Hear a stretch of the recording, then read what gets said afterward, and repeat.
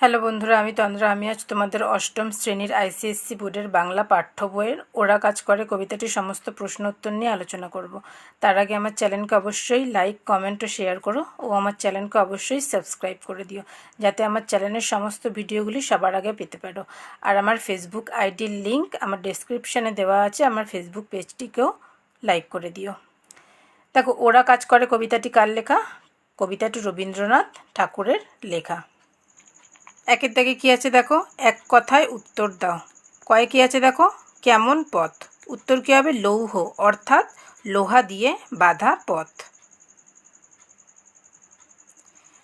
ক্ষয় কী আছে দেখো, কি শব্দ তোলে না। উত্তর কী হবে দেখো, রণডঙ্কা শব্দ, অর্থাৎ যুদ্ধ শুরুর বাজনা তোলে না।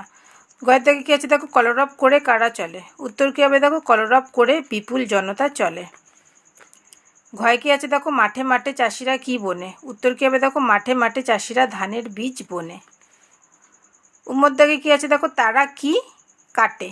উত্তর কী হবে দেখো, চাষিরা ধান পাকার পর মাঠে গিয়ে সেই পাকা ধান কাটে। দুইয়ের দাগে কী আছে দেখো, উত্তর লেখো। দুইয়ের কয়ের দাগে কী আছে দেখো, আজ তার কোনো চিহ্ন নেই। কোন কবিতা থেকে গৃহীত? কবির নাম কি? কার চিহ্ন নেই? কেন নেই? উত্তর কী হবে দেখো, আজ তার কোনো চিহ্ন নেই। পংক্তিটি বিশ্বকবি রবীন্দ্রনাথ ঠাকুরের লেখা ওরা কাজ করে কবিতা থেকে নেওয়া। পরের উত্তরটা কী হবে দেখো, কবির নাম রবীন্দ্রনাথ ঠাকুর। তার পরের উত্তরটা কী হবে দেখো, এখানে ভারতবর্ষে যে সকল বিদেশি জাতিরা, অর্থাৎ অনার্য ভারতে যে সকল আর্য জাতি শক, হুন দল, পাঠান ও মুঘল ও বিদেশি ইংরেজরা এদেশের বুকে নিজেদের সাম্রাজ্য বিস্তার করতে চেয়েছিল, তাদের চিহ্ন নেই। তারপর উত্তরটা কী হবে দেখো, আমাদের এই মহান দেশ ভারতবর্ষে সেই প্রাচীন কাল থেকেই নানা বিদেশি শক্তি এসেছে তাদের সাম্রাজ্য বিস্তার করতে, ও তারা করেছিলও তা। ভারতবর্ষের সাধারণ মানুষের ওপর অত্যাচার করে পদলাঞ্ছিত করেছে তাদের বারবার। নিজেদের শাসন আধিপত্য বিস্তার করেছে তারা সাধারণ খেটে খাওয়া মানুষদের অসহায়তার সুযোগ নিয়ে।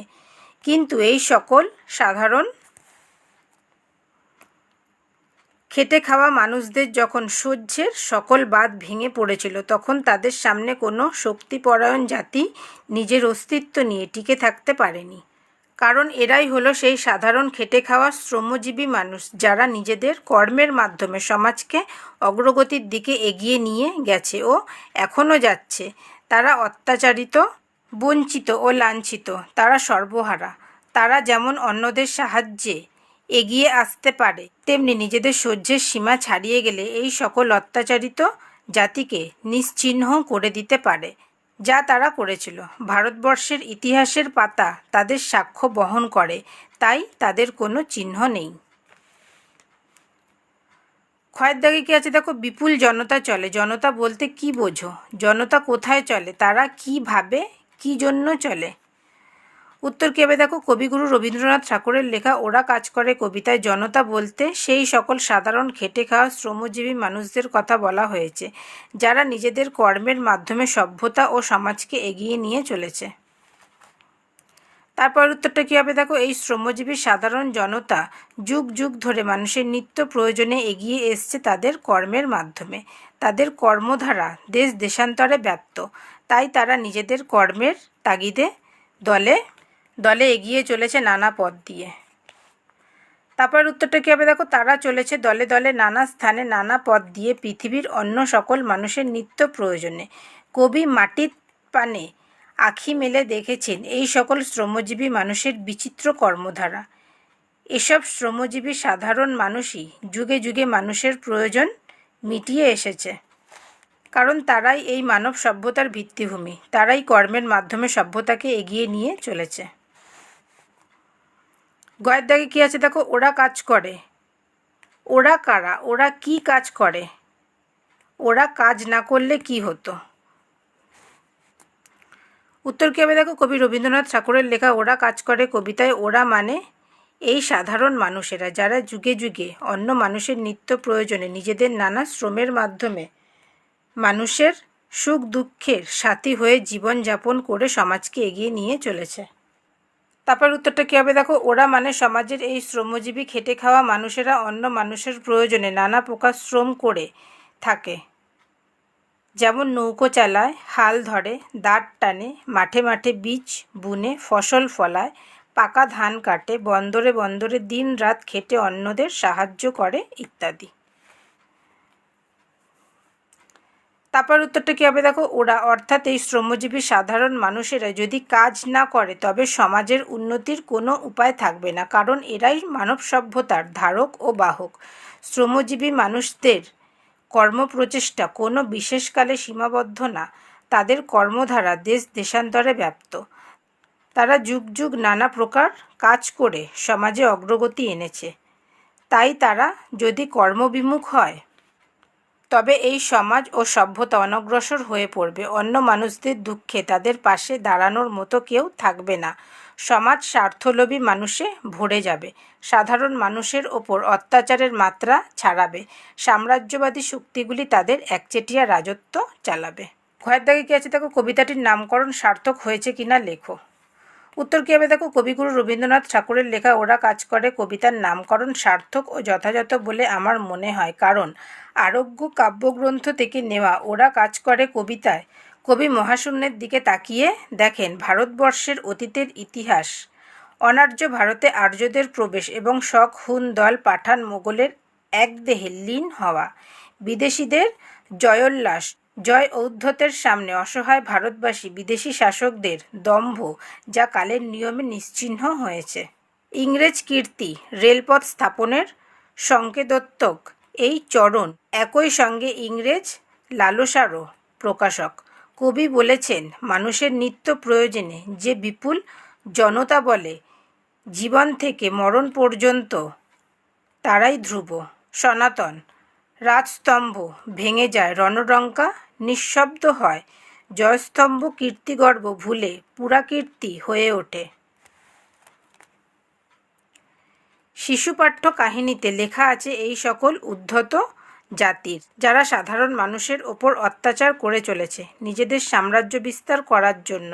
মাটির পানে তাকিয়ে নানা পথে দল বেঁধে যুগে যুগে এ সকল সাধারণ শ্রমজীবী মানুষেরা অর্থাৎ জনতারা মানুষদের নিত্য প্রয়োজনে এগিয়ে এসেছে নানা কাজের মাধ্যমে। এরাই সভ্যতার ধারক ও বাহক। এরাই নিজেদের কর্মের মাধ্যমে সমাজ ও সভ্যতাকে এগিয়ে নিয়ে চলেছে। উম্মত দাগে কী আছে দেখো, ভারতের বুকে যারা এসেছিল তারা কি করে গেছে, তার ফলে কি হয়েছিল। উত্তর কী হবে দেখো, কবিগুরু রবীন্দ্রনাথ ঠাকুরের লেখা ওরা কাজ করে কবিতায় অনার্য ভারতবর্ষের বুকে যে সকল আর্য জাতি শক হুন দল পাঠান মোগল ও বিদেশি ইংরেজরা পদার্পণ করে সাধারণ শ্রমজীবী মানুষদের ওপর নির্মম অত্যাচার করে গেছে, নিজেদের সাম্রাজ্য বিস্তার ও শাসন চালিয়ে গেছে, নিজেদের নিষ্ঠুর ভয়ানক রূপ দম্ভ দেখিয়ে নিজেদের আধিপত্য বিস্তার করেছে, প্রবল পরাক্রম দেখিয়ে তারা গোটা ভারতবর্ষকে পদানত করে রেখেছিল আধুনিক বিজ্ঞান ও প্রযুক্তিকে কাজে লাগিয়ে। পরের উত্তরটা কী হবে দেখো, এই সকল অত্যাচারিত জাতি তাদের নির্মম অত্যাচারের রূপ প্রদর্শন করলেও কালস্রোতে তারা শেষ পর্যন্ত ভেসে গেছে, কারণ যে সকল সাধারণ মানুষের ওপর তারা নির্বিচার করেছে তারাই একদিন রুখে দাঁড়িয়েছিল এই সকল নির্মম জাতির বিরুদ্ধে।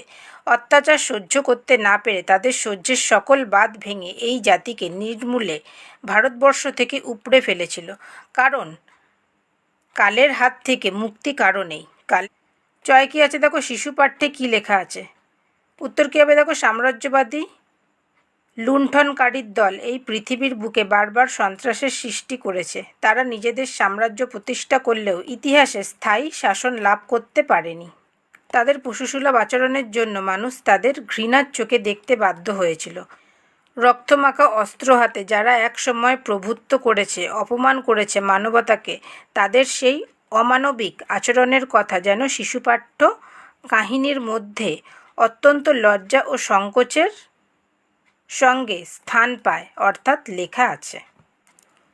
3 দাগে কী আছে দেখো, সমাসবদ্ধ পদগুলি পাঠ থেকে খুঁজে লেখো।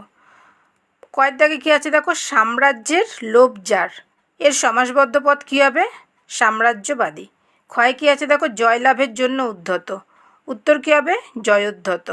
গয় কী আছে দেখো, লৌহ দ্বারা বাধা, উত্তর কী হবে, লৌহ বাধা। ঘয় কী আছে দেখো, জীবনে ও মরণে, উত্তর কী হবে, জীবনে মরণে। উম্মর দাগে কী আছে দেখো শিশুদের পাঠ্য, উত্তর কী হবে শিশু পাঠ্য। 4 দাগে কী আছে দেখো বিপরীত শব্দ লেখো।